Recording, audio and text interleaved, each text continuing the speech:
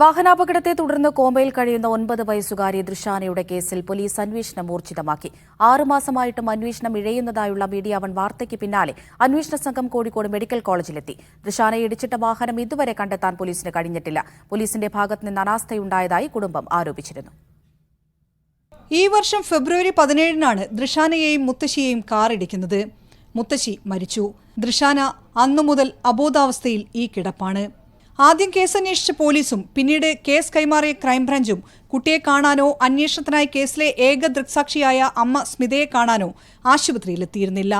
വാർത്തയ്ക്ക് പിന്നാലെ ഇന്നലെ അന്വേഷണ സംഘം കോഴിക്കോട് മെഡിക്കൽ കോളേജിലെത്തി. ഇതിനെപ്പറ്റി ഒരു അന്വേഷണമോ വിളിയോ ഒന്നും ഉണ്ടായിട്ടില്ല. കുഞ്ഞിനെ കാണാൻ ഇതുവരെ ഹോസ്പിറ്റലിൽ വന്നിട്ടില്ല. കുട്ടീൻ്റെ അവസ്ഥ എന്താണെന്നും കൂടി അവരറിയില്ല. ഇപ്പോഴത്തെ വന്ന പോലീസുകാർ കുട്ടീൻ്റെ സ്ഥിതി അറിഞ്ഞാൽ അവർക്ക് തന്നെ സങ്കടമായിരുന്നു കുട്ടീനെ കണ്ടിട്ടെന്ന്. ഇത്രയും സിറ്റുവേഷനിലാണ് കുട്ടികളെന്ന് ഇന്ന് വരെ ആദ്യത്തെ കേസ് അന്വേഷിച്ചിട്ട് ഒരാൾക്കാരും വന്ന് നോക്കി. നമ്മളെ ജീവൻ ഒരു വിലയില്ലാതെ പോലെ ഒരു 6 മാസം ഇപ്പം ഈ ന്യൂസെല്ലാം കണ്ടിട്ടാണ് അവർ വന്നത്. പോലീസുകാർ ശരിക്കൊരു കളി അവർ നല്ലോണം കളിച്ചിന്. അതും അല്ലെങ്കിൽ അതിൻ്റെ മേലോട്ടുള്ള ആൾക്കാരും കാറ് കിട്ടാനെടുക്കാനുള്ള ഒരു ഇത് അവർ ചെയ്തിട്ടുണ്ട്. ദേശീയപാതയിൽ വടകര ചോറോട് വെച്ചാണ് അപകടമുണ്ടാകുന്നത്.